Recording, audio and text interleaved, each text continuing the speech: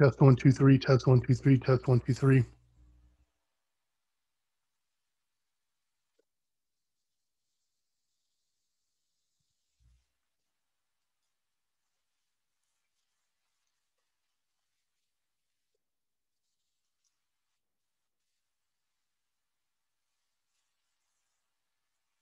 Okay, you gotta let yourself in, honey. No, put her outside. Put her outside.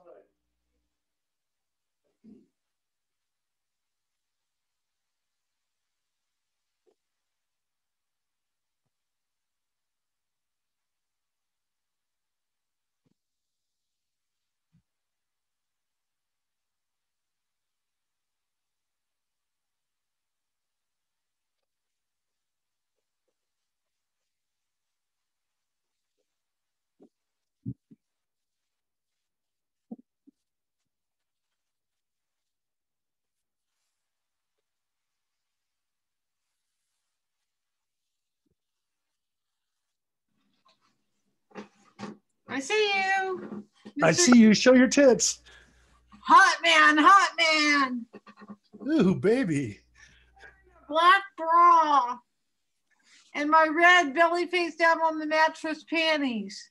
Hey, close the door down to the stairs. Okay. Oh yeah, okay.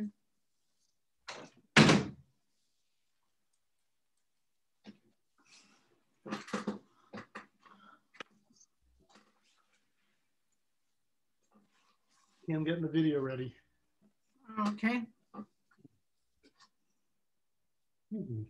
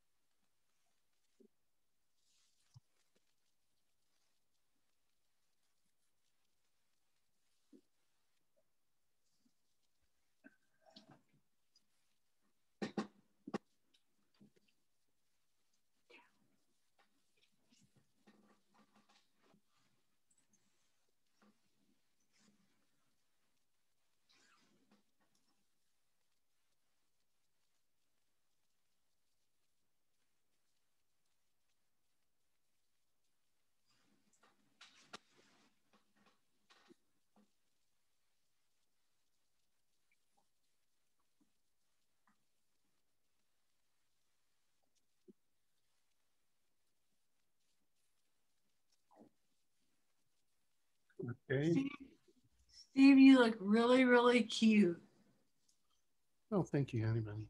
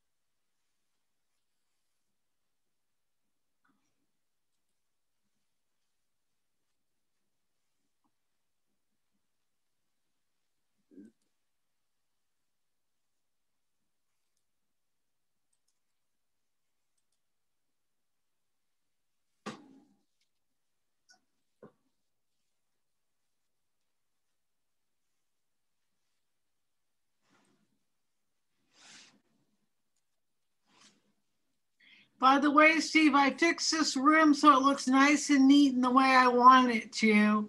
Okay. It did have that chair with the ripped off foam by the window and it looked trashy, so I cleaned up the room.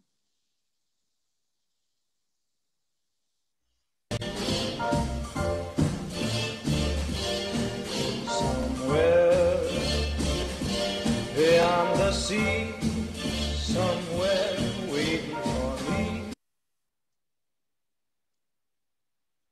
Oh, this is wonderful, honey. Aww. Aww. Come on, motherfucker. Ugh.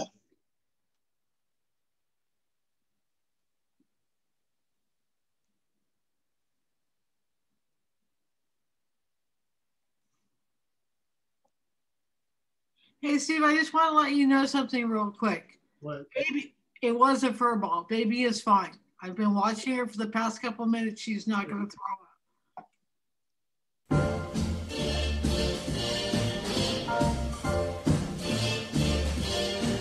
Somewhere beyond the sea, somewhere waiting for me, my lover stands on golden sands and watches the ships that go sailing. Somewhere beyond the sea, she's there watching for me. If I could fly like birds on high, then straight to her arms I'd go sailing. It's far beyond the star, it's near beyond the moon. I know beyond a doubt my heart will lead me there soon. Beyond the shore, we'll kiss just as before. Happy we'll be beyond the sea, and never again I'll go sailing.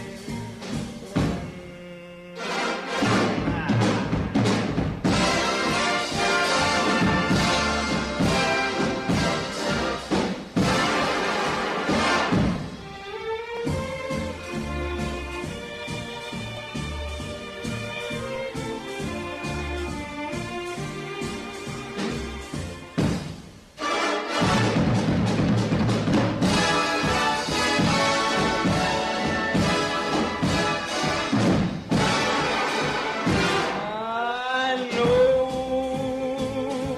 beyond a doubt my heart will lead me there soon.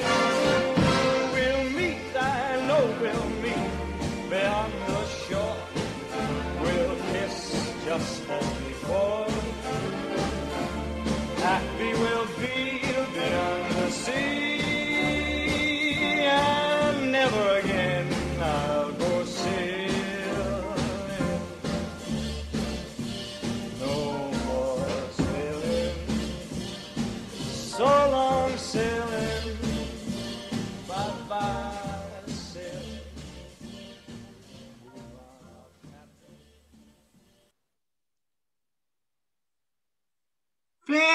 Fantastic.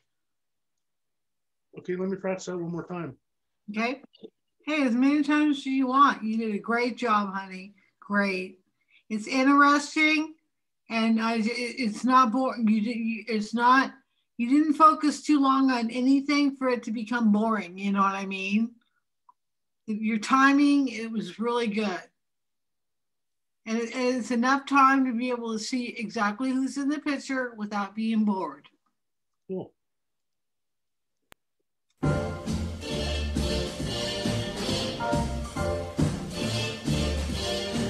Somewhere Yeah, I just want to practice starting and stopping. Okay.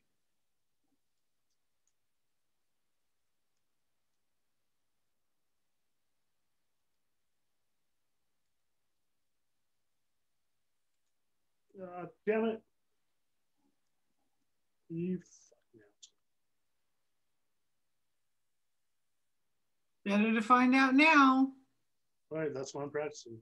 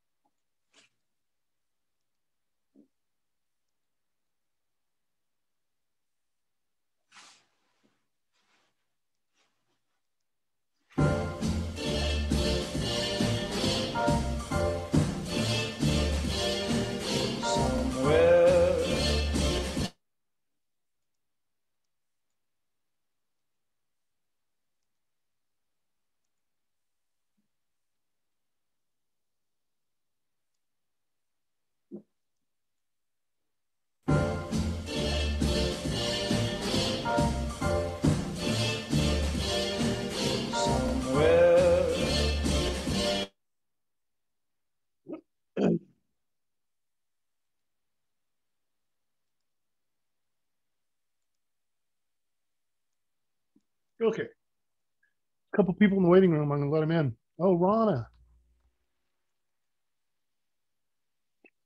Okay. Just tell me what to do.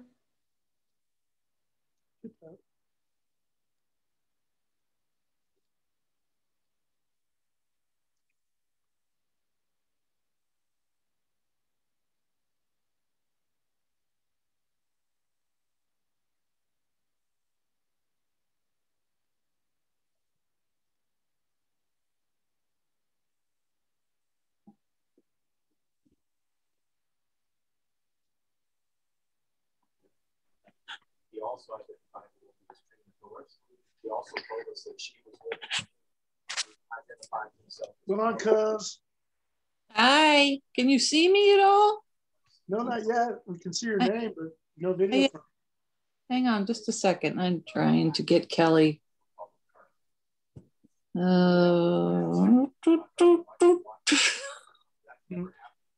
Start video. There. Yay! Now I look like shit though. So, hey, buddy. Huh? How you Wow. doing? Where am I supposed to look?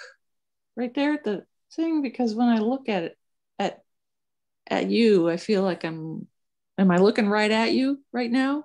You're kind of looking down on us. I'm kind of offended. No better. Offended. You're such an a-hole sometimes. Go out here in the living room. This is pretty cool. Look, oh, white as a ghost. Oof. Are you on your Oh, phone? No, I'm on an iPad. Oh, okay. I'm waiting for Kelly to call me. I told her, I said, do you want to join the meeting? She said, yeah, let me go pee. I'll call you right back. So I don't think that she's going to be able to. Why does it say Ronna Barnett? That's not my last name. Have you Janis had Joplin and Jimi Hendrix. Is that your man cave? Yep. You got a ponytail too. Cool. Yeah, it's a quarantale. Yeah, that Jason has one too. This is long. I called him. I said, "Come on, just drop in for a few minutes. You know, just say hi." So I don't know how many people you'll have. Yeah, I'm not sure either. Definitely Bob, Jim, Rick, Tom, Bob, Del Carlo, Yeah, and I can't tell if I'm looking at you or your camera is weird. at the top edge of your screen. Right up here. Yeah, right. Oh, right here. I just put my finger over it. Okay, so if I look at that way, I'm looking at. Yeah. Okay, there. Now we're making eye contact. If I turn it this way, Yeah, that works too. that works. Yeah, that's better. Does it make me look smaller? I want to look smaller and younger. See your head. You can't do younger, can you? You can do all kinds of tricks, but you can't do younger. You're gonna have to talk to Shirley about that. I don't know. You know, sometimes you look like Poppy, but mostly you look just like your dad. Mhm. Yeah. I hear you, Cherie. Oh, but you can't see me, can you? Yeah, I see you. Hi. How are you feeling? I am feeling good. You know, I had the strangest thing happen. I packed from the desert and we came home, and I had Steve's brush with my brushes, and it takes me 3 brushes to do my hair. One to come out the tangles, a small round one for my bangs, and a bigger round one for the bottom ends of my hair. Cosmetology girl, right? Right. So I have all the brushes and they're sitting in the corner. Well, what happens? But my one brush that I really need to come out the tangles, I think fell in the trash and got thrown away. And so now my bleached hair if you try to use another brush on it, my hair breaks. It's Frizz City. Hang on. So what I had to do today is I took like a half an hour to very carefully comb it out, and I put curls in it. But it looks good. But Hang on a minute. I'm going to try to get Kelly to join us. Okay, sister. Mm-hmm. Steve, how do I get back to you? Steve? Uh-oh. What? I just want to make sure that I tell her everything right. So on your phone, Kelly, go to your apps and look and type in Zoom, Z-O-O-M.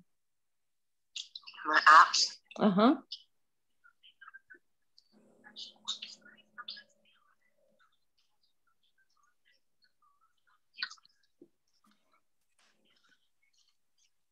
Drinking water, I hope, Cherie. No, I'm drinking a cream soda.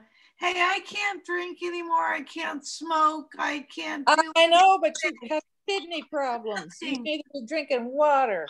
I do make it a point to, you know what wireless drink mix are? I add that to water and I supplement them instead of all sodas.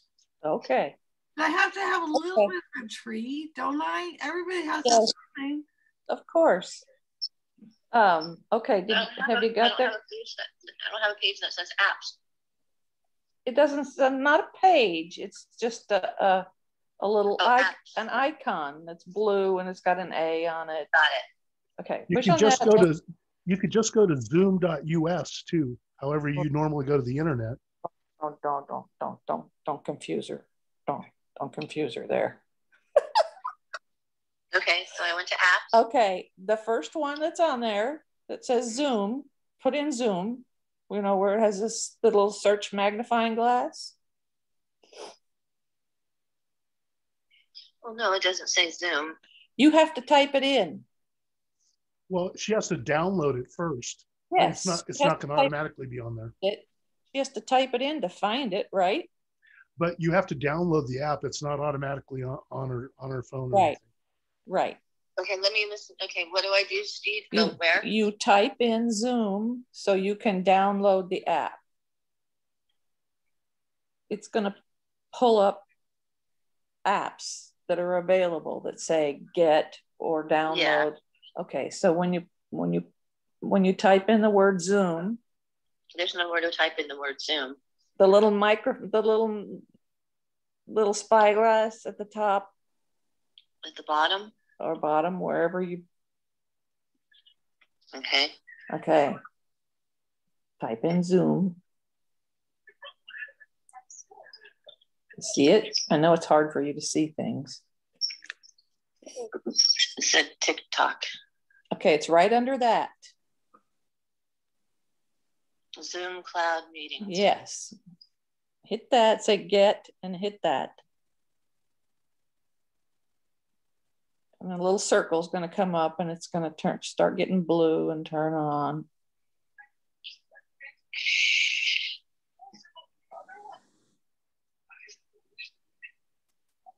No, it's saying install. And hit install. You'd make a good teacher, Rana. Oh, sheesh. Sign in with Apple ID. Now, I need Steve again because I don't have the ID in front of me. Do you have it, Cherie? No. Okay, hang on. The ID number is, gosh dang it.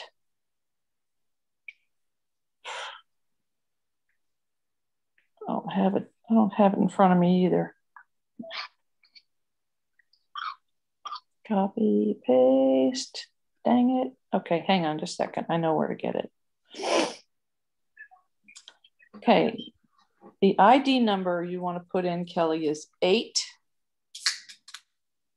8 3 2 7 1 6 5 5 8 5, and then hit join meeting.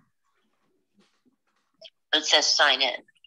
No, you don't have to sign. No. Just, yeah, sign in then.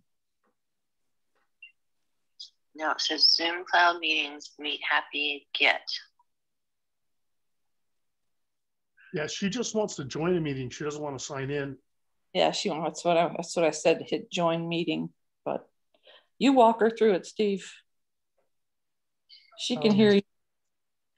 Okay, it says Zoom cloud meetings, Zoom app, and then it says Kelly Keith 123 at cloud install. I'm gonna hit install again, and then it says sign in with Apple ID. Enter the password for Kelly Keith 123 at iCloud. Do you remember your Apple ID? Not really. Nope. I might have it. You know, there's an easier way to do it. Yeah. Okay. The way you usually go to the internet, and type in zoom.us. Okay. So you back out all of that and go to Safari. Okay, I know. Okay. Zoom.us. Yes, zoom.us. Okay. Steve and Cherie and I are looking at each other. Oh God. Yeah, it's strange. They're in my living room. You invited us. Hair Rana. I like the hair Rana, by the way. Oh my God, the hair is terrible, dirty, and No, the color.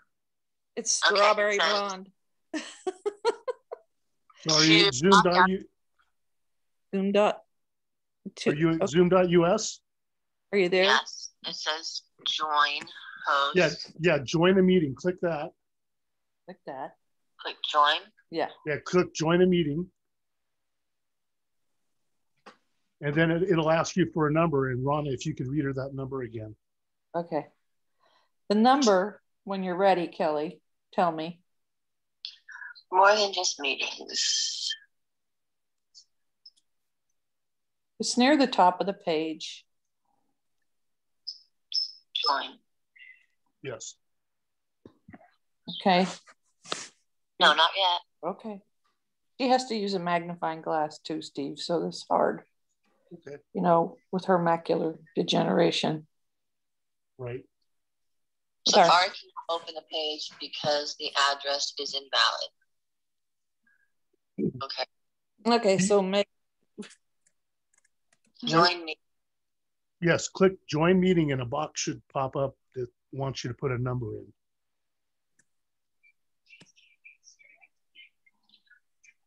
Download from App Store or join meeting. It's saying join meeting. Yeah, you just join the meeting. You don't have to do anything else. It says Safari cannot open the page because the address is invalid. I don't know, you got me. I don't get it. When you click join meeting, that's what it says? Huh. I don't know. Maybe she doesn't have enough space. Let me, hold on a second. There's a way that you can join by just calling a phone number. You won't get video, but you can at least hear everybody and talk to everybody. Let me go get that real quick. Okay.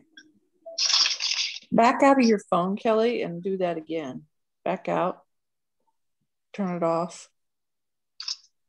Real quick. No, don't turn it off because we're on the phone. But just back out of Safari. And then go back into it to zoom.us. Is that what it was? And try again. Since you've never done it before. Safari can open the page because the address is invalid.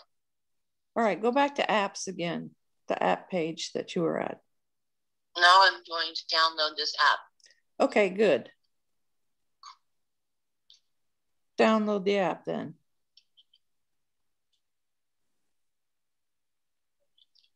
I need my Apple Path ID. I don't know what it is. I'm going to try something. Dorcas. You guys sound just like me and my sisters. I can tell your sisters. All our lives. You're funny, Rana. You just, I don't know. I mean, I just don't know where you get it from. My dad probably. Who knows? Oh, I loved your dad so much. Ralph was great. Choose how you. Oh, you can use your thumbprint if you'd like. Verify your birthday. Okay. Verify birthday. I put water in that cup, cream soda. Hey, when I go, I'm not going to refill this until after I'm here for the duration of the call, however long it is. And I promise you that I would like to have some decaf coffee, but I'm going to have my wireless water instead. I drink decaf coffee too. And you know what I gave up? I gave up Diet Cokes. And I was. What's the model of your first car? I don't know. What was the model of your first car? We had so many damn cars. Sheree, I need you to tell Kelly the son number. Oh, Kelly won. Kelly, wait, hold on. Sheree's going to give you a telephone number. What's the name of the street where you grew up? Utica. Elsie, you want me to write down? Yeah, write it down and we'll give it to her in a minute. What number? 669. Ready to unlock. 900. Enter password. Unlock your account. Enter your password for the Apple ID Kelly Keith iCloud. Okay, I have a number to give you. Hang on a minute. She's in the middle of something. Don't want to overwhelm. Okay, so I'm going to let Karen Del Carlo and Dan Fallon in. I don't think I've ever met either one of them. Okay. Karen Del Carlo is Tom's wife. Oh, yes, Karen. Yes, I know Karen is. And Dan Fallon is one of my cousins on my mom's side. Oh, okay.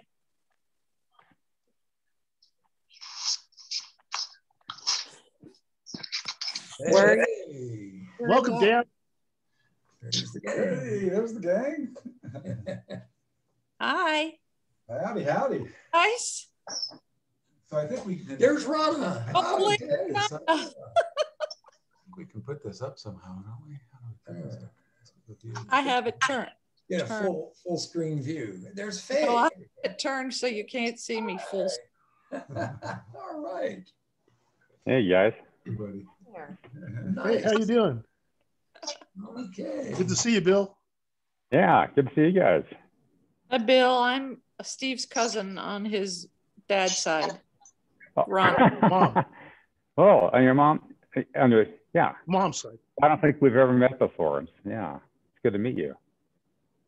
Good to meet you too. No, we haven't ever met before. It's weird because when you think about family, you think about, when I think about the Ferreira family, I think about Jerry and Joan and Steve and Bob and Jim and then the Del Carlos. I don't think about Joan's family and her extended family before she married Jerry. But you know what? You have Joan. You have Joan's mouth, or your mouths look alike. Hello. Hey, Jim. Hey, Hey, Jim.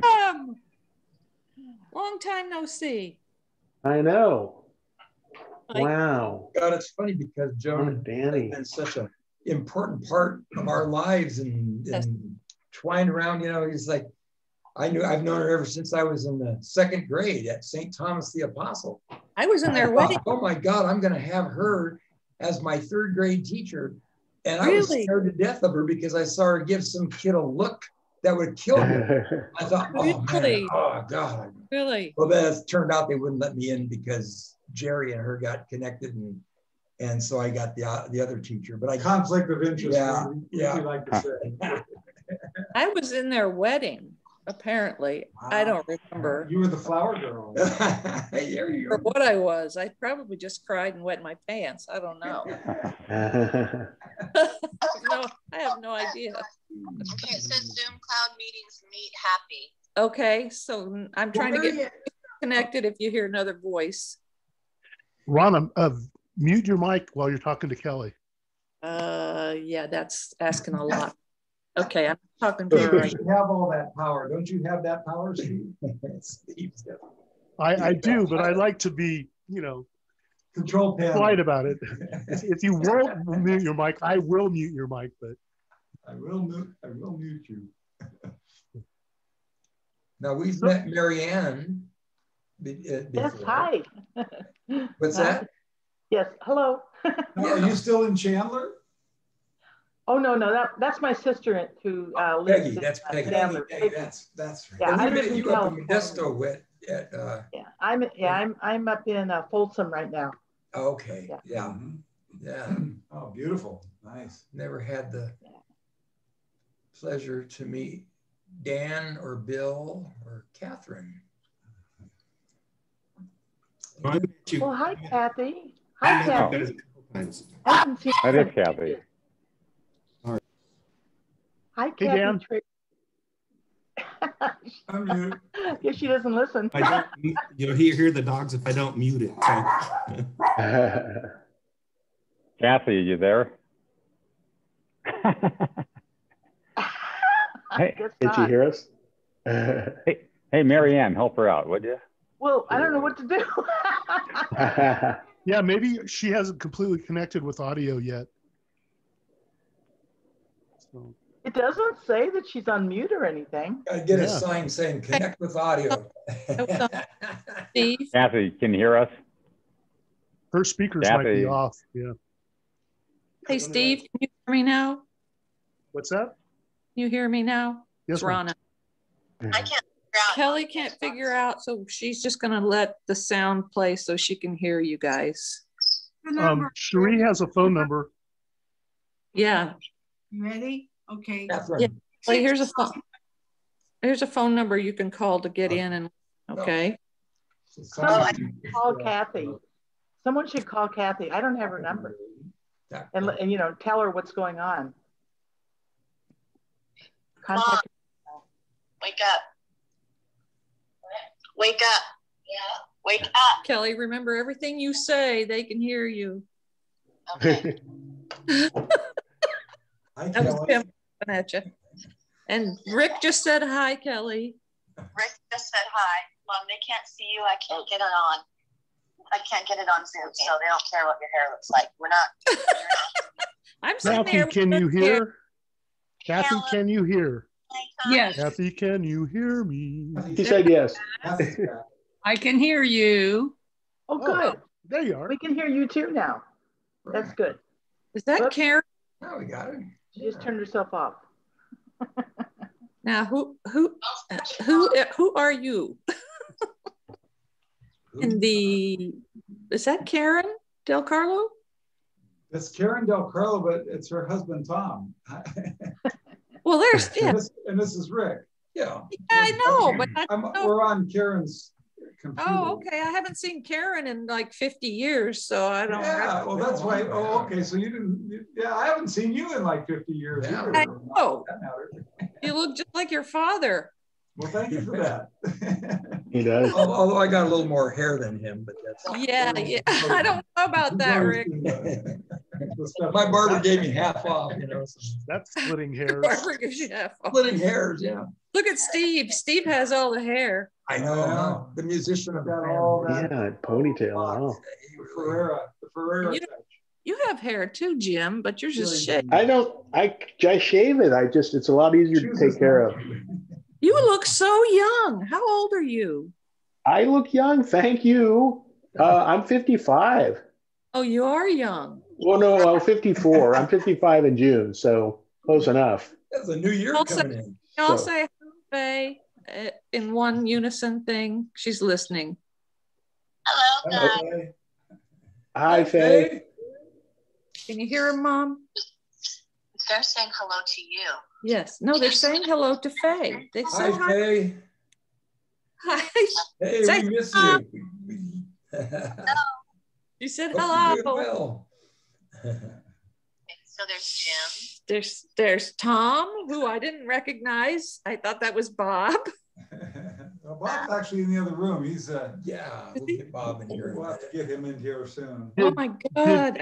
Did Kelly dial the number to get into the Zoom call? Because No, she couldn't. She's not even taking it. I'm sorry. It's really difficult for her, you guys, because she has macular degeneration and no, I have macular dystrophy. Okay, whatever. Her eyes, she's blind and she's not real computer literate. So, but there's just a regular phone number that she can dial to hear the audio on her phone. Okay, go ahead and give it to her then, Steve. Sheree has it. Go, Sheree. Oh, okay. Go to Sheree. Yeah, listen, Kelly. Here comes Sheree. I'm gonna go get it. Wait a minute. She needs a pen. Okay. Hey, Should I dial it right now on my phone? Yes, you'll hang up on me and dial it. Okay. Okay. Right? She has to hang up with me, right? No. We need to tell her the number first. Yeah, after I tell her the number. That's what I meant. Oh, okay. Please. Okay. Silly Sienna. Silly Sienna. Okay, you guys. Okay. 669. 669? Yes. Okay. 900 6823.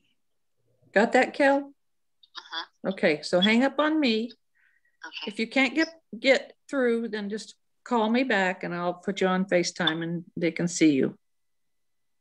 No. Yeah. Okay, love you. Wait, huh? Okay, she's going to call that number, Sheree. Good. Okay. Jim, I see Robert and Cindy joined the club. Yeah. Hey. They are. Now who are, Bob and Cindy. Oh my gosh. Hey, oh, look at you. You look young too. We were just talking about long hair. Yeah. Yeah. Are you in competition with this guy over here in the far corner? Yeah. Bob wins. I thought that was Caitlyn Jenner.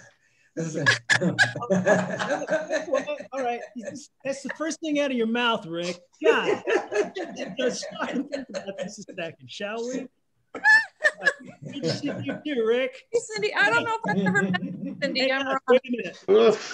Hey, Rick, take your hat off. Let's see how much hair you got, buddy. He did that already. Thank you. Yeah. Eastwood. I'm jealous. Those were sour grapes. I'm sorry. You're still taller. If I had a hair like that, I think I would have made my career in music. Didn't help me. Didn't help me at all. Hey, so if I could have everyone's attention real quick. Yeah. So the plan is in a little bit, I'm going to show a short video with a bunch of pictures of my dad. Oh, and then I'll just kind of go down the list of people that are on the call. And if you have a memory or a story you'd like to tell about my dad, we'll do that. And then we can just have like a free-for-all conversation again, if that's what you want to do. Okay. And I don't see Kelly dialing in. Oh, she tried. It didn't work. Was Vicky going to come in? FaceTime. That's too bad. Yeah. She's going to look at it. There's your cousin right there. Oh, Jim. Yeah, she can see y'all now. I've got.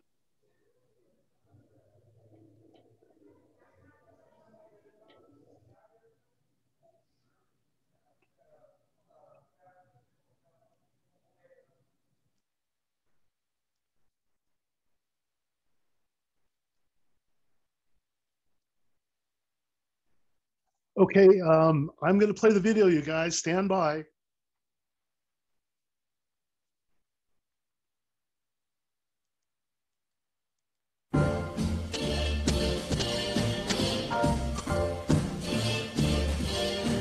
Somewhere beyond the sea, somewhere waiting for me, my lover stands on golden sands and watches the ships that go sailing. Somewhere beyond the sea, she's there watching for me. If I I could fly like birds on high, then straight to her arms I'd go sailing. It's far beyond the star, it's near beyond the moon. I know beyond a doubt my heart will lead me there soon. Beyond the shore we'll kiss just as before. Happy we'll be beyond the sea, and never again I'll go sailing.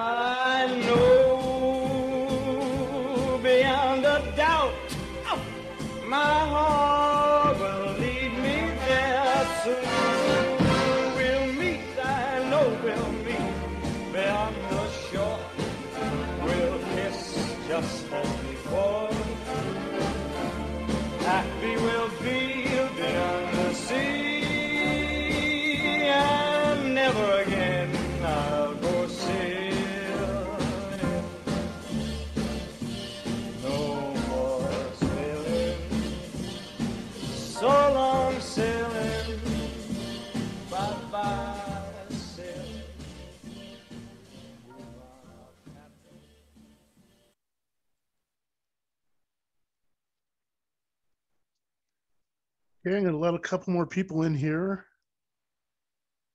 Owner. You are using the computer audio. Hey, Kaz. Right, okay, let me turn the sound up. Let me turn the volume up. I was going to let you know that you grabbed the thing. I know. Peggy, we can hear you. Not now.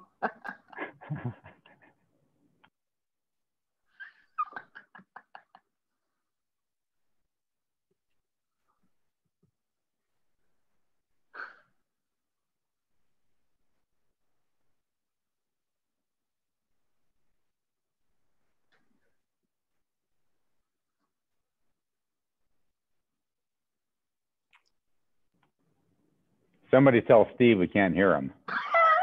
Yes, exactly, Bill. Right? What? Now they can hear you. Okay.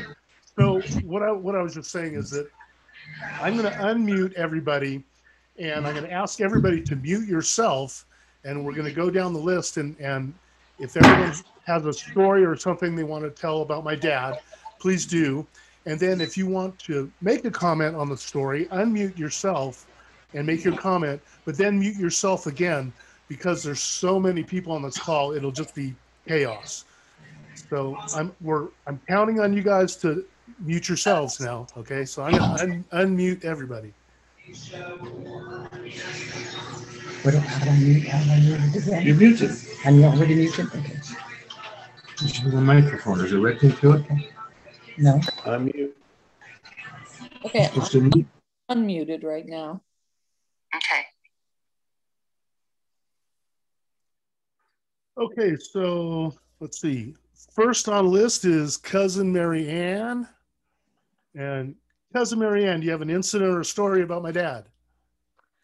Well, what I recall most about Jerry is his love of Parks and Recreation and all that he did for the city of Modesto, and going to the various parades that he was in charge of or arranging or whatever. He was always on the go and very upbeat, very a happy guy, just loved to party. He liked music, and he was very active, very active person. I'll always remember Jerry for that, and such a good person too, and loved Joan dearly. Yeah. Oh, thanks, Marianne. Appreciate that. And if you could mute. And next is Bill Fallon. All right. So a couple of things. Well, I remember the wedding. So it's just an awesome wedding at St. Teresa's. And so they were just a wonderful couple, Joan and Jerry, just amazing. One story, I remember visiting up in Modesto, and my girlfriend at the time, then being my wife and now ex-wife, but she was in grad school at Berkeley. This is 1974. And so we're both up there and said, well, hey, we're in Berkeley. We're going to go over to Modesto and visit Joan and Jerry and the boys. So you guys, so I remember driving my 68 Volkswagen Bug over and having dinner with you guys. And of course, your dad's not there because he's so busy all the time. He was reffing a basketball game. So we all had hamburgers here and piled all three of you guys. And I feel bad. I don't really know you guys because we just never really connected except maybe Steve, but the three, Steve and, Bob and Jim in the back seat of the Volkswagen Bug, and there's plenty of room. So you guys must have been pretty small. And going over to the basketball game, watching the game where your dad's running up and down the court and reffing. And he was just such a fun guy. So, we've got a pretty big family, and I've had lots of uncles and aunts. And I got to say, Jerry, the fun factor with Jerry was very high. All right. He was just a great guy to be around, telling stories about weaseling his way in backstage at these jazz concerts to meet people. It was just a lot of fun. And again, very active, like Marianne said, and just a wonderful guy to be around. I'll just really miss him. Thanks, Bill. And if you could mute your mic, Bill. And next up is Kathy. Cousin Kathy Tracy. Okay, wait. Can you hear me? No. Yes. Oh. We heard you and then it went away. Just play with that button one more time and then stop. Okay, I'm here. Can you hear me? Yes. Okay, so the one thing I can say, Steve, and you and I have met before in New York, and the one thing that fills my heart with joy is that your dad is one person that could light up a room with his humor. He made everybody laugh. And what puts joy in my heart is always remembering your dad made everybody laugh. Wow, it's true. Yeah. Well, that's great. Thank you so much. And thank you for doing this. I miss him terribly and my Aunt Joan. Oh, and thanks for reminding me about New York. Cherie talks about it all the time. Thank you. Thank you, Kathy. Next up, we have Dan Fallon. Dan, please. Well, you guys didn't, when I was smaller, you guys would come to the Valley more often than when you got older, when your folks got older. I think the last time I saw them here in the Valley was when Aunt Doll passed away. And it was a long time ago, but it was, after the services, we went over to Aunt Doll's house and, had lots of food and partied. And I just remember standing in the kitchen with your mom and dad and just having, a typical fun conversation. Your dad was always this, really happy guy and really fun to talk to, really fun to listen to. And it was kind of sad when Mary and I visited Modesto for your mom's services.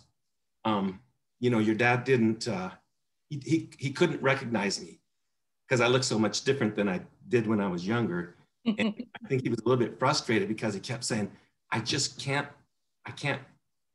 place you, he just couldn't. And I didn't have any older pictures to show him, but anyway, I just remember him as being a really fun uncle to come and visit. Yeah. Thanks. Thank you, cuz. Appreciate that. So next up is Peggy and Hank.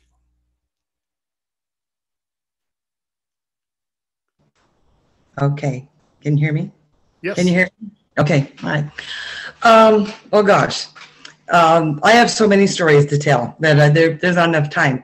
But just like everybody else has been saying, he was the life of the party. And one of my favorite things is when you were born, Steve, there was a New Year's Eve party at our house. And he called the house. I answered the phone. He called the house to tell everybody that you were born. That was fun.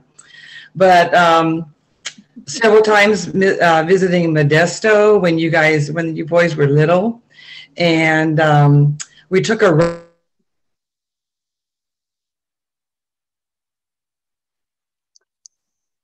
I think we lost it. That might be an internet thing.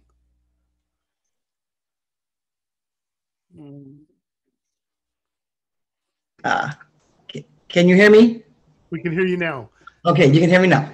Anyway, so we went to this day trip to Moaning Caves for the day. Oh my God. Can you hear me? I don't think you can hear me. You can? Our connection is really bad. Anyway, Jonah and I, we started down with you boys as well, but it was really, it was pretty.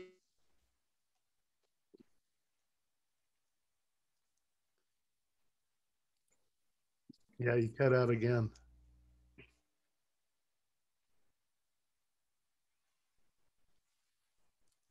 This is terrible. Oh, you're back. Okay, this is bad connection. Anyway, they put a sticker on your dad's car for Moaning Caves, and he had a fit. He had a fit. So he made them take it off. And it was one of those bad stickers it was really gooey. It was really bad. Took the kid forever to get it off. And of course, as we're driving away, you little snit of a thing, I hope you learned your lesson. Oh my God, your mom and dad were about ready to kill you. But anyway, you were like. That's a great story. I think they wanted to throw you out of the car with that guy. Anyway, another time when you guys came up, we lived in Coeur d'Alene, Idaho, and your family came to visit. And you had a car accident on the way. You're almost to the house, but a couple of towns away, 50 miles away. I don't know how far away it was. Anyway. So the trip was a little spoiled regarding that, but you know what? We still had a great time and everything, and we just always enjoyed his company. And your mom and dad both. They were just a really good couple. They were fun to be around, and just altogether great people. Thank you. So next up, Brother Jim. What's going on, Jimmy? Jimmy?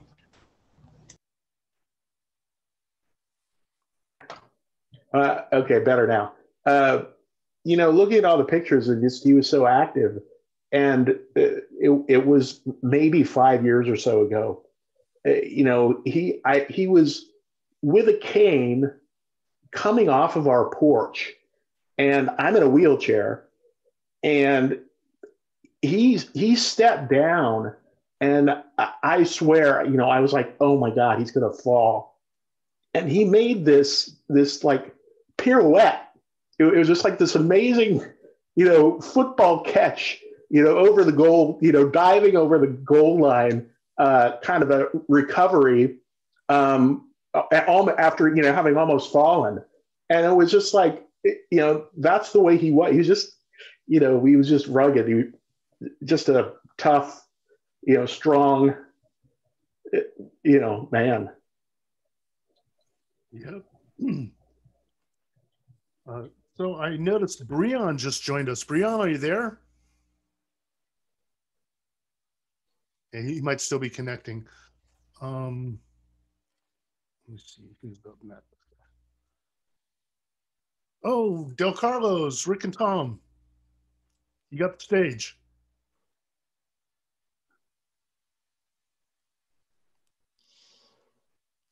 Rick and Tom, are you there?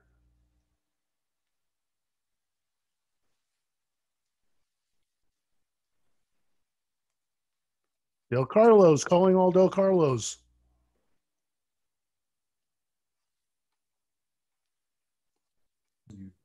Can you hear me now? Okay. Yeah.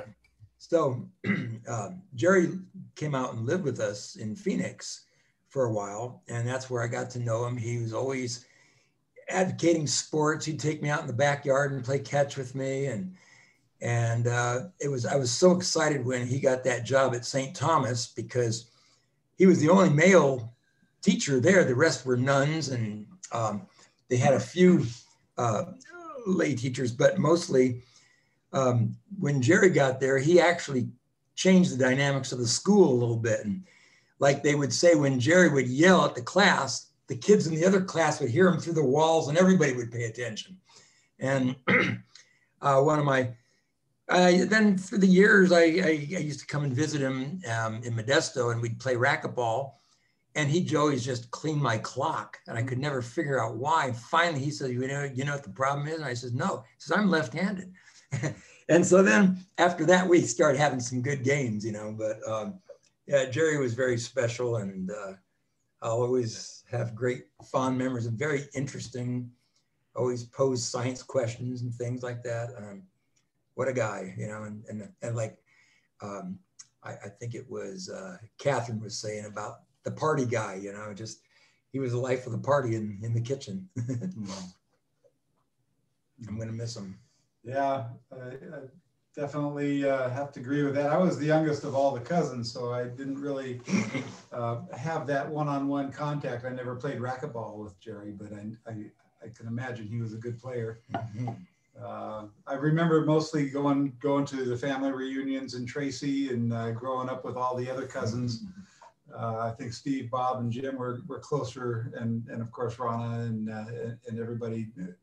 We were all close at that time, and those are some really fond memories. I remember walking to the little store up the street in Tracy, and hanging out at the Plunge, and your dad was always so cool over at his dad's house, and we'd always stay at Tracy and had the little room out and back. And I remember hearing all the stories of him growing up out there in the little room off the back, and your poppy's garden, and it was always a real fond memory for me to be out there and being with the family and all the cousins. But you in the backseat of the car, you got to tell them that story. They were expecting it. No, they wanted you to. They wanted you to tell that story. All right. Well, there's a story that I don't remember quite as well as my brother. You want me to tell it? Well, sure. Let Rick tell it. Because I was sitting there right next to you. He probably remembers it more than me, but out of the mouths of babes, what can I say? But no, Jerry to me was a big figure in my life, and it was really great to have known him. Yeah, when Jerry lived with us in Phoenix, I kind of considered Jerry as an older brother, and I remember he would take me out in the backyard where we had a little basketball hoop, and he told me all about the Pac. At that time, it was called the Pac-8 conference, and I kind of learned a lot about sports from Jerry. And I remember one time we were playing golf, and my friend was Vern from Phoenix was with us, and we were playing golf, and Jerry had a horrible hole, and he picked up his ball, and as we walked to the next hole, my friend Vern said, "Well, Jerry, where's your ball?" And Jerry patted his pocket. I always remember that. Yeah, Jerry was real special. And like everybody talks about, he was wonderful being at a party with. It was great. He was a great person. Speaking of dad and golf, I was in the garage when we lived on Bermuda Way. And I was just out there fiddling around, and dad got home from golf, and he opened the kitchen door, and all I saw was the golf clubs launched across the garage, and they broke the drywall and embedded in the wall, and his golf bag was hanging out of the drywall in the garage. He might have had a bad day that day too. That would have been a bad day.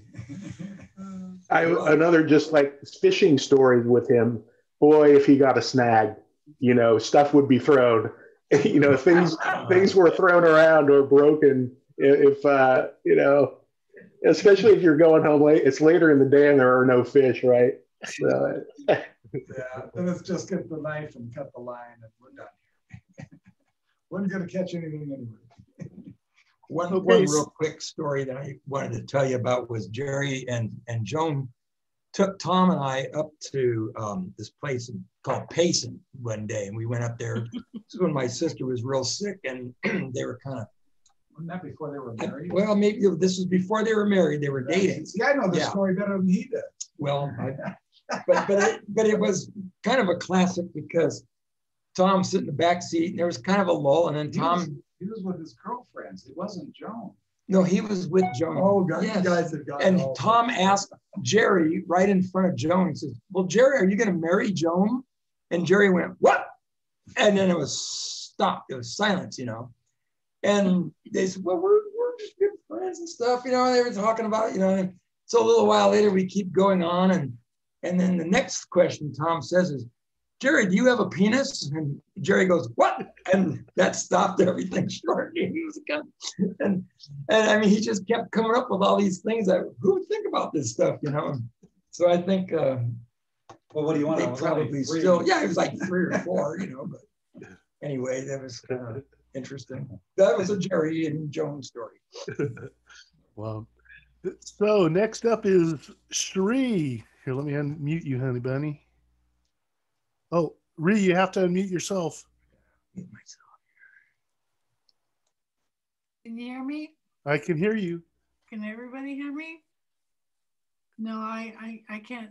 Oh, I guess people can hear me. Okay. I would like to say that during the pandemic, we talked to Jerry every day. He would be the usual. Been nowhere, seen no one, done nothing. I decided of not having much to say, I would write him letters about everything that we were doing. Every day I wrote him a letter. He would say, "That's good, Shree, that's good." And I would try to think of things that were happening in the world and people he knew. And he really liked to hear about anything besides that small room he was confined to. And this has really hit me hard because Jerry took the place of my own father that died in 2012. So I doubly miss him. The very next morning after he passed, I wrote this after tears and decaf coffee. I thought to rewrite it or maybe reword it, but I didn't want to sugarcoat how I really feel. So this is a little raw. So here it goes, a little eulogy I wrote for Jerry. Jerry was a man of principle. He believed in saving money for a rainy day. He took his family before himself. He had guts. I love the story of how he moved to Modesto before he even knew he had the job he was counting on. I see it in his son, Steve, a risk taker, which is what you need to be when no one has promised you a rose garden. The times Jerry and I would talk, I told him about my life with Steve and how much I wanted to be like his late wife, Joan, tradition, pride, and honesty. I was sitting in Joan and Jerry's living room and saw a paperback book I had given Joan and noticed where she was in the book. Jerry was surprised that I had sent that to her. She must have liked it because she was almost done. Jerry started liking me over the years as I was shedding bad habits. I wanted to be as good a wife to Steve as I witnessed Joan and Jerry's relationship. Jerry's decision to move to Modesto paid off. Jerry became popular and well-liked among his peers. He was also respected for his contribution to the kids and parks in the city of Modesto. He could be a stern man, and I see it in all 3 of his sons. No budge if you really believe in something. I'm going to miss Jerry saying, "Can you please keep that door closed and locked?" I understand how he got so tired of my smoking. Jerry thought it looked bad and was concerned about what the neighbors thought. I am in total agreement now with him. Looks bad and is bad. Jerry held on for at least 2 years after, rest in peace, Joan died. He didn't have much of a purpose without her.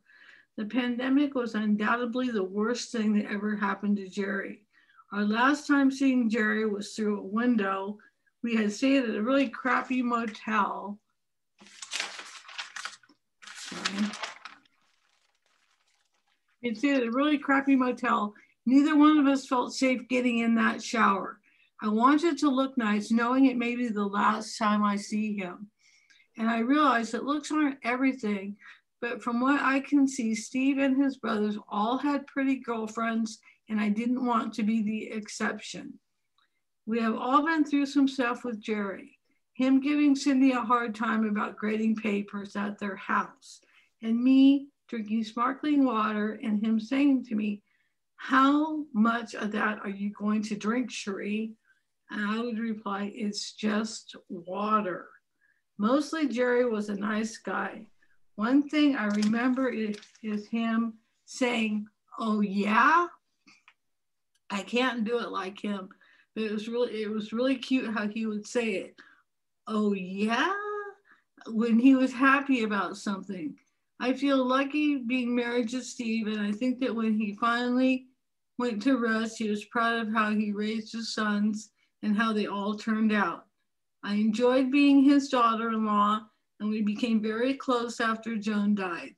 Lots of cherished memories, which I scribbled this out. This is my first draft the morning after he died. May he be in heaven now and out of pain and misery, looking down and seeing the good upbringing of his niece Kenzie and how he has touched all of us. He will be missed. He taught me what a true marriage is like, and I will never forget him or Joan. And I'm sorry, but I have a lot of feelings about Jerry. I just wanted to add this. I hope you can see what a beautiful woman Kenzie has become, and that Joan and Jerry cherished her and had forgotten what it was like to be a kid. That's okay. Kenzie and I played restaurant in their room addition, and it was fun. Sometimes I feel like an outcast, my imagination, I'm sure. I love and care about everyone in Joan and Jerry's family, and my life will not be the same without Jerry to confide in. I am just happy that he is in a better place. Miss him already. I just yesterday zoned out all day and couldn't think. I guess people grieve differently. R.I.P. Jerry, you will be missed a lot by a lot of people. Thank you for letting me share my thoughts. Sorry so long, everybody. Thanks, Cherie. That was nice. Breon, Modesto bro, Breon, what's going on, man? Hi. Sorry for joining late, but thank you for inviting me, and it's an honor to be among all of you today. Some of the Ferreira extended family might know me very well, but I'm an old friend of Jim's, and of course I've known Steve and Bob just as long, practically. And so I've spent a lot of time at the Ferreira house over the years, and getting to know Jerry and Joan during that time, and getting to really appreciate them and love them as friends. Jerry, you know, when you first meet Jerry, especially if you're a young person, he might come off as a little gruff in his ways. Certainly we didn't go out of our way to, we kind of would try to avoid the parents, because of course we were teenagers, that's what you do. As we grew older, we kind of grew to appreciate Jerry and Joan a lot more, and spend more time with them. And then at some point he found out that, you know, our little group of friends would get together and play poker. And he's like, well, why don't you come over here and play poker? He's got this whole big poker table and he's got all these chips. And it's like, well, why not? So one day we get the guys together and we go over. There's about maybe 5 of us, and then Jerry maybe got 6 people maybe. Doug Hammerstrom is there with his wife and his young daughter, and his wife and daughter are talking with Joan in the living room, and we're over in the I don't know what the difference is. We're in the other room playing poker, and at one point, Leanne and her daughter Dana come in. And Dana's just, a maybe three or four. And she comes in and she sits on Doug's lap, and Doug's sitting at the table, and Jerry's like, "No kids at the table." just really, and she told girl just ran out of the room. But he was very serious about the poker. But he, at the same time, though, he was also very generous around children and around us, and he could be very, very magnanimous with his time and with his heart and his feelings. Another occasion, I was over there with just Jim and Ed, and we were probably drinking Jerry's liquor.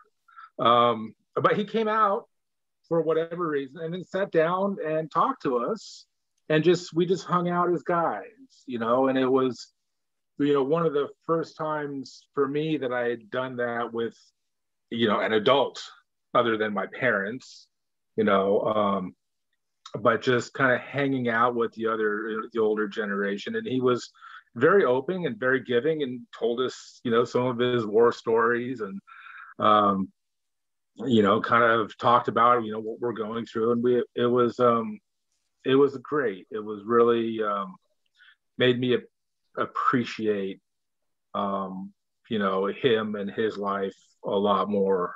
So, certainly Jerry and Joan have been influential on my life, and I certainly do miss them.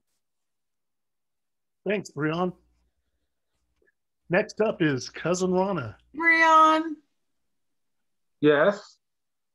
Hello. Oh, Breon, you know what? I'm glad you had a lot to share too, because at the very end, Jerry didn't have very many people to talk to, and I would write letters about what we were doing all day long, and then I would read it to him, and it was like something going on outside that room. Can you imagine being in that room all day, every day? Oh, sure. I just feel for Jerry. Oh my God, I feel for Jerry. The pandemic was absolutely just a horrible thing to have to. It came at the worst possible time. Mm-hmm. Okay, I'm muting myself again. Okay. Did you want me? Did you want me to talk now? Yes, please, Cousin Rana. What do you have to say, babies? Hey, everybody. I am related to Jerry by being the daughter of his youngest sister, Faye. Can they hear me now? Yes. And this is my other sister on the phone. If you want to say hi, Kelly. Hi. I kind of go along with Tom's story, Tom Del Carlo and Rick. I remember being a kid up in Tracy at Nani and Poppy's house and sneaking down the cellar, and I can still remember the smell of the garage and watermelon spitting fights or contests with Steve and Bob and Jim. Of course, they were pests to me, and Rick and Tom were the cream of the crop. Sorry, guys. Nice, Rana. Sorry, guys. They were my age. And I guess Jerry was always just like another dad to me, because him and my dad were very close.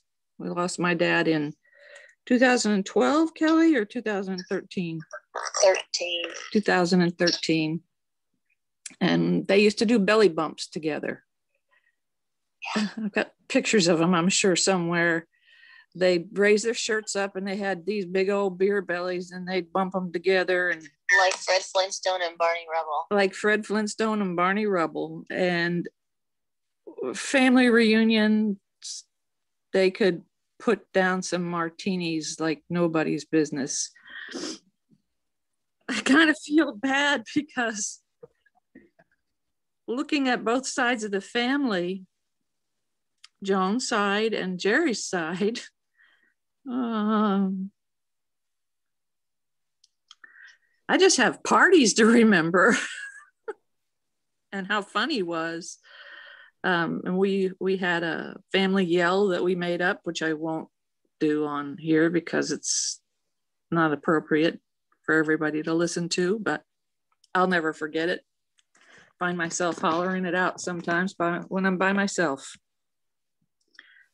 But one time, Steve and Bob and Jim and Jerry and Joan were on their way down to Ventura's where we lived. And the phone rang and my mom answered the phone and I could hear her talking to what must have been my Uncle Jerry. And it was the first time that they'd come down to Ventura. And my mom said, "Well, how far are you from the house?" And Jerry said, "G.D. Fay, if I knew that, I'd be there by now." He had called for directions to get there. But my mom, she thought that he should know how far he was from the house. In order to get directions. In order to get directions. So,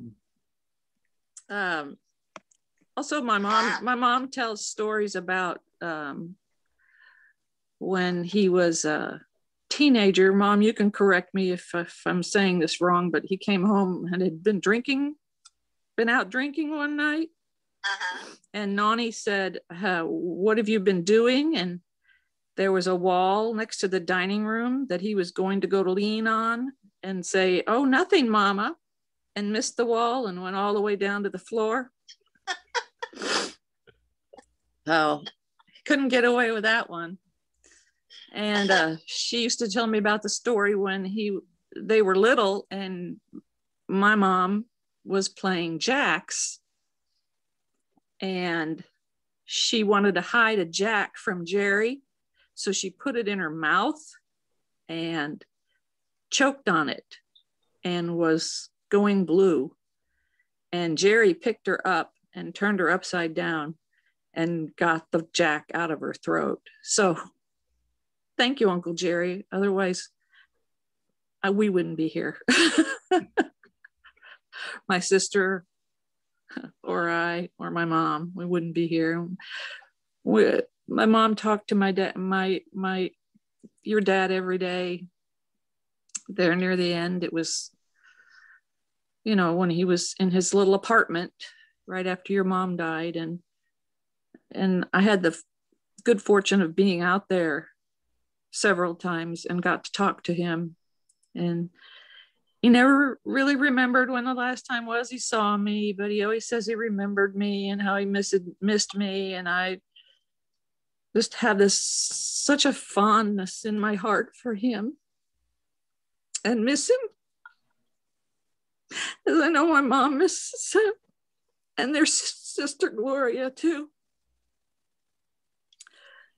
So she says her rosary every night for your daddy, our Uncle Jerry. And I'll still challenge you to a watermelon spitting contest, Steve, any day. Love you. Hey, so do Faye or Kelly want to tell a story? Yeah, either one of you want to tell a story, Mom?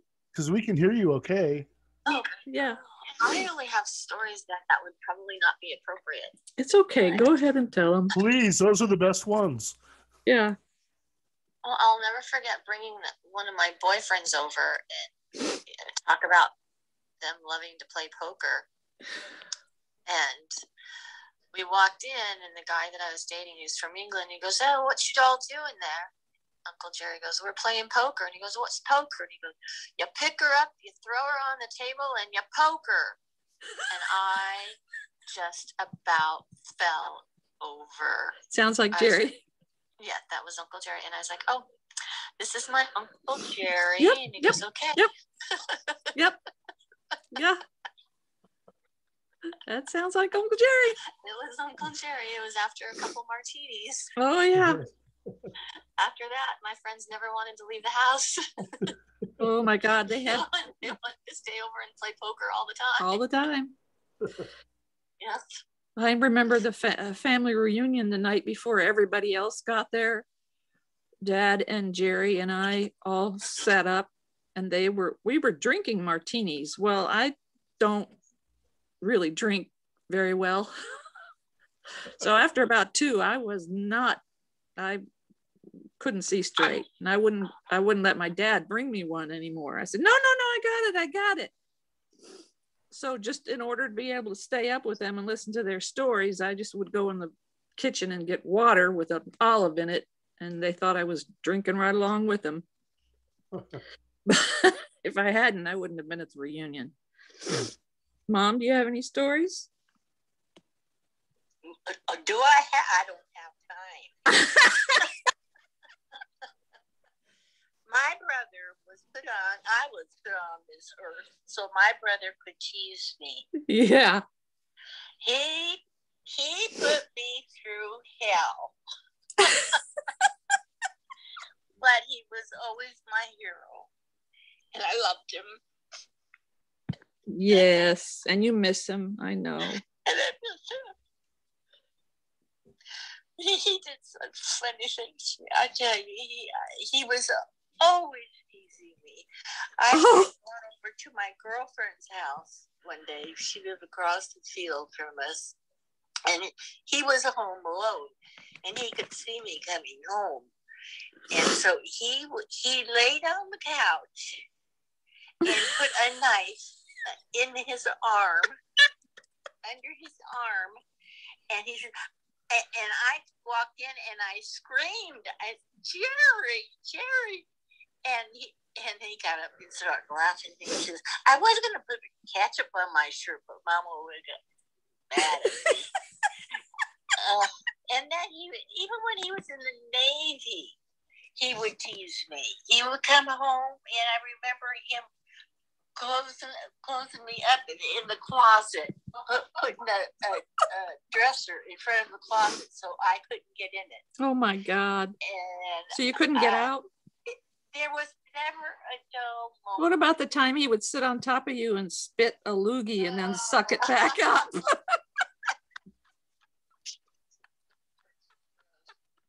That's hereditary. Is it?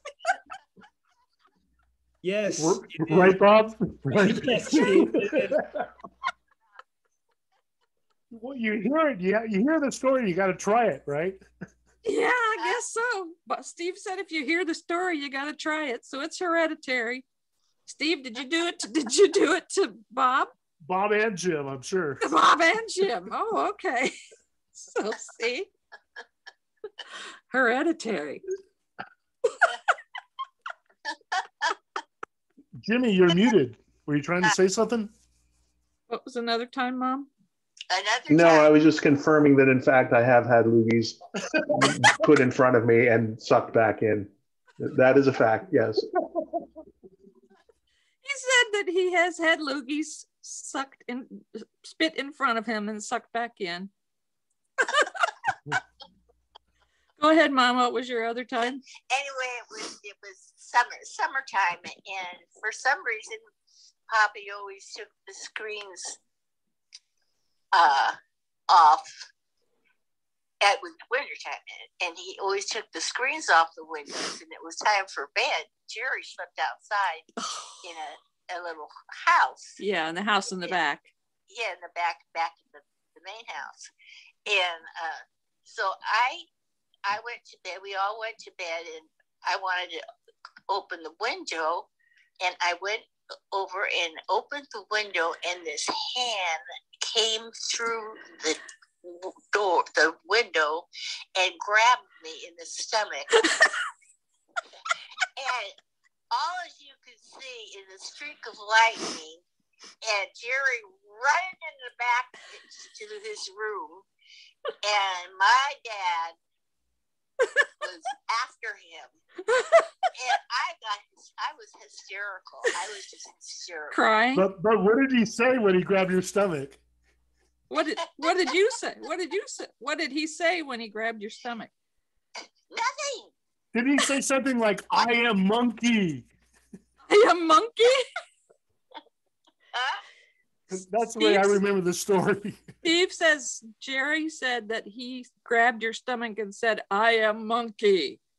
Oh, he used to do that all the time. He would crawl into our bedroom, Glory, in my bedroom, and say, you call me monkey. You call me monkey. Oh, that stuff's hereditary too, but it was with the invisible man. Rick, Tom.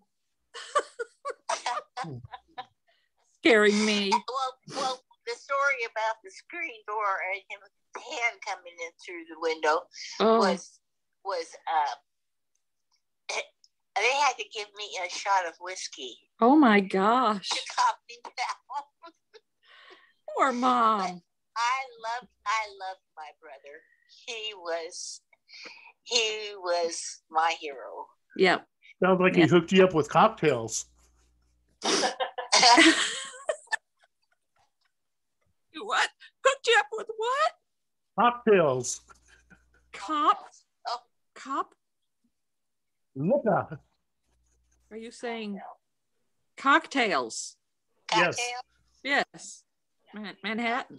Manhattan's for Nani. I didn't get that. Never mind. He hooked you up with cocktails. Oh. When you were young, before you could drink. Oh. Did he hook you up with alcohol? No. No, you didn't drink before you were 21, right? No, Just when she was scared. She had me. Yeah, just when she was scared, she got the whiskey. Yeah. Okay. Well, that's my brother. I loved him. Love you too, Annie Faye. Did you hear that, Mom? Love you. She said, love you. Okay. I'm going to mute. Bob and Cindy, what's going on, man? Just kind of hanging out and listening to everybody. It's good to see everybody. I'm glad you're here. Thank you for coming. It's very nice to see you. Cindy had a story. Go. Okay, well, listening to everybody else made me think of a couple of things. The alcohol stories of drinking reminded me of when Bob, I call him Robert. When Robert and I were first dating, I remember going over to the house and I really am not a drinker. I have very low tolerance for alcohol. And I remember Jerry offering me a drink, probably a martini. And I probably just wanted to fit in. And so I said yes. And after a couple of them, then he kept offering me other things because he wanted to show off his collection of he had a collection of several different alcohol, I don't know, Gin, bottles vodka. of different collectible alcohols. And he had one that had like flecks of gold in it. Do you remember what that was? No, I don't know. But I I know it was remember there. he was very proud of it. And so I Isn't don't that like know what Goldschlagen or something? it might have been Goldschlager or something like that. It was Schlag. nasty. All of it was nasty to me because I just don't drink. But I just remember the next morning I had such a hangover and I was trying to pretend that I didn't. And that's really hard to do. So that was one story. The second story I have was after Robert and I got married and had our daughter, Robert came down with the flu and he was caring for my daughter when she was a baby and I was back at work and he was so sick he couldn't take care of her. And we had to call Jerry and Joan and ask them if they could come out and babysit for us. And so they were totally gung-ho for it. They were very excited. And they said, okay, well, what time should we be there? And I said, well, I usually leave for work at about 6:30 in the morning. And they said, okay, we will be there at 5:30. And I said, well, that's really not necessary. I said, you could be there about 6. That should be fine. I get a phone call at like 3 in the morning and they said, well, we're on the road and we should be there in about 15 minutes. And I said, why? Well, the traffic wasn't as bad as we thought it was going to be. And I said, wow, how bad did you think it was going to be? What time did you leave? Well, we left about 15 minutes, like half an hour ago. And I said, oh my God, now I have to get up and greet them at 3 a.m. So, because Robert can't, he's sick. And now I have to get my daughter up too, because what am I, oh my God. Anyway, so they rolled in about 3:30 in the morning and I was up.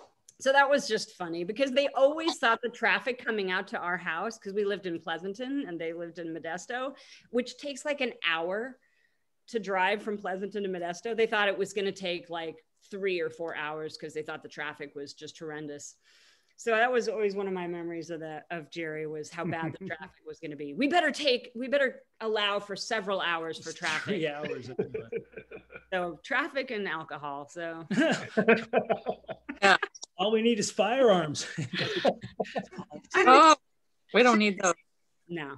Cindy, you look beautiful, and that is the most unbelievable story I have ever heard.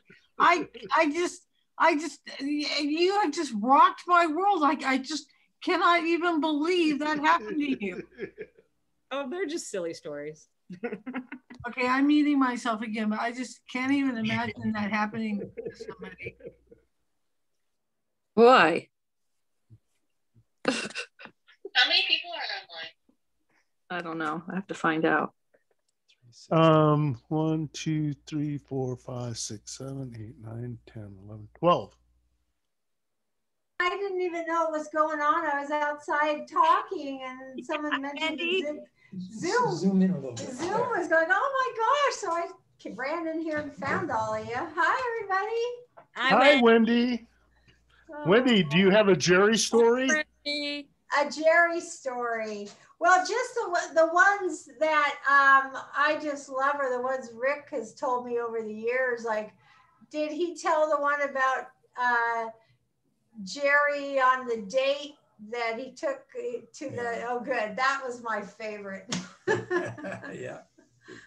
But he was just such a sweet man. He always, you know, even for the first time I met him a billion years ago, he was just so sweet and so welcoming. And I just loved him. You couldn't, both Jerry and Joe, just fun, nice people, always smiling. And it just makes me so sad we don't have them anymore. Yeah. Well, so we've kind of gone through everybody, and if you don't mind, I'm going to play the video one more time with just a bunch of pictures of my dad.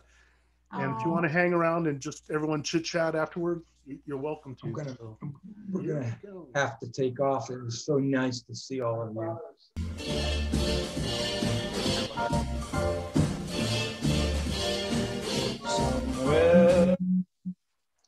Oops.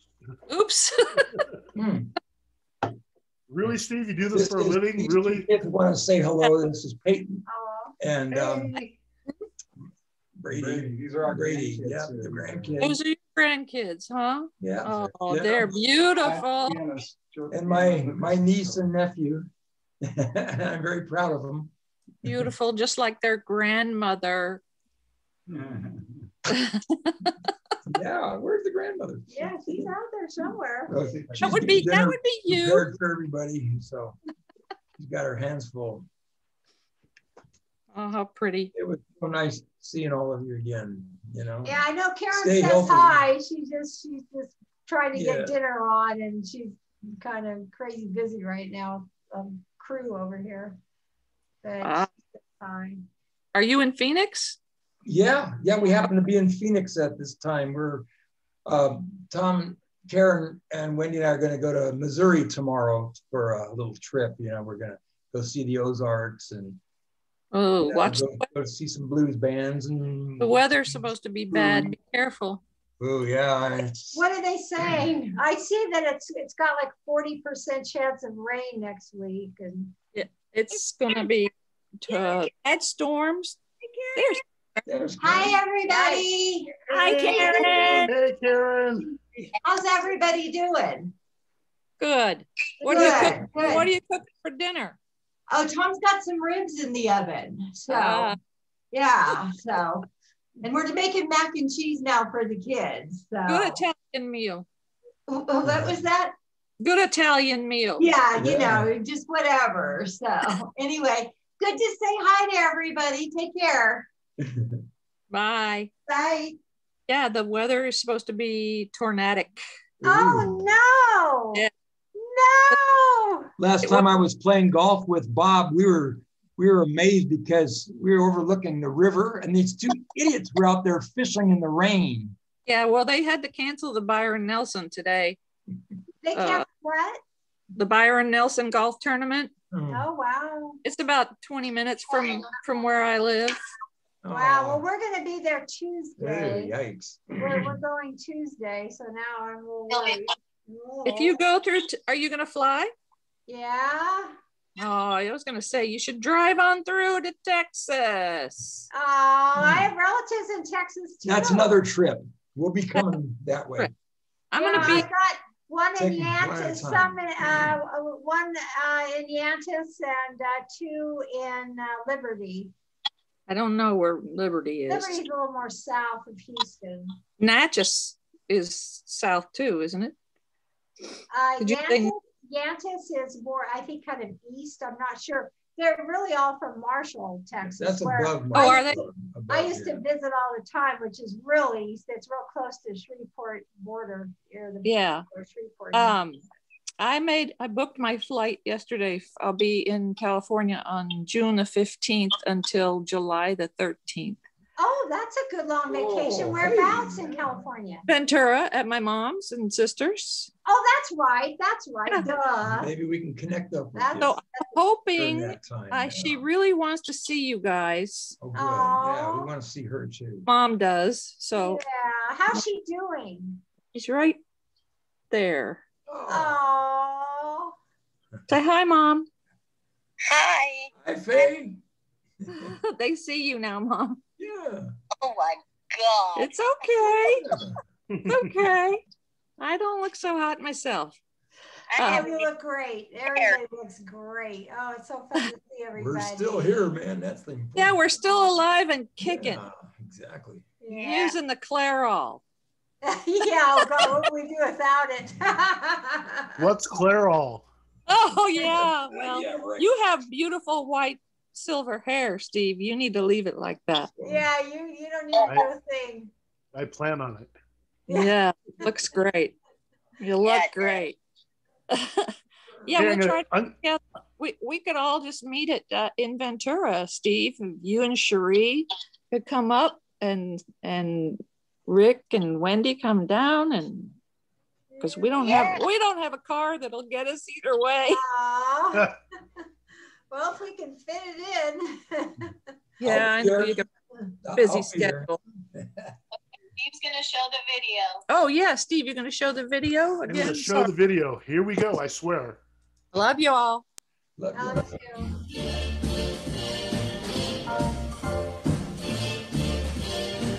Somewhere beyond the sea, somewhere waiting for me. My lover stands on golden sands and watches the ships that go sailing. Somewhere beyond the sea, he's there watching for me. If I could fly like birds on high, then straight to her arms I'd go sailing. Handsome. It's far beyond the star, it's near Corso? beyond the moon. I know beyond a doubt my heart will lead me there soon. Beyond the shore, we'll kiss just as before. Happy we'll be beyond the sea. never again I'll go sailing.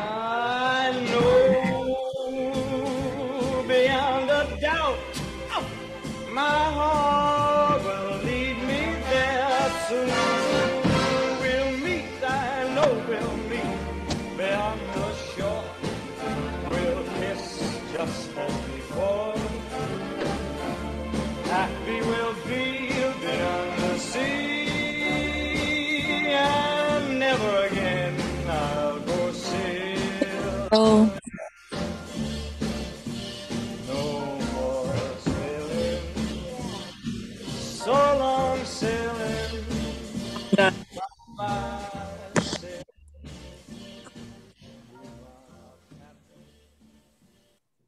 That was terrific, Steve.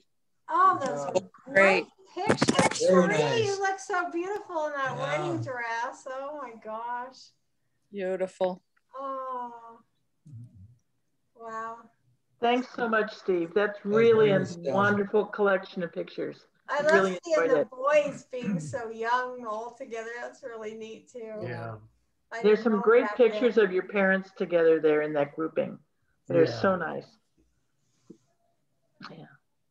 Wow. All right. Well, here's. Well, I'd like to thank Very. everyone for joining this meeting. I'm not saying this is the end, you know, if everyone wants to chit chat, but thank you so much to everyone for joining this. I appreciate it. Thanks for putting it all together. Steve. Yeah. It was Really nice to see really good to everybody. see everybody, and a great tribute to your dad We and your appreciate being mom part as of far this. as that Rhonda, goes. give Faye a hug for us. Yeah. Well, I'm not near them, but I will When you go, You you're, take care, you're going Cherie. to Ventura soon. Ventura. I'll give them a hug. Believe me. Nice seeing you again, Bill and Marianne and Dan, and Me meeting too. you there, You, Bill. Baron. Yeah. Yeah. So Steve, I just want to say thanks so much for getting us all together. And it takes an effort for people to stay connected, and for you to gather us together like this, I really appreciate it. Yeah. Thank you for joining. I really appreciate it. Yeah, thanks so much, Steve. Very special. Yeah, bye everybody. you Bye, guys. Jim, Cindy, Robert. All right. Bye. Arrivederci. Bye, everybody. Arrivederci. Have Thank some See you food. in June. Yes. Oh. Okay. Take care. Hey, let's see about Tom. How do you do that? Let's see. Okay. Bye-bye. Bye. Stop video. Bye-bye. Bye-bye. Okay.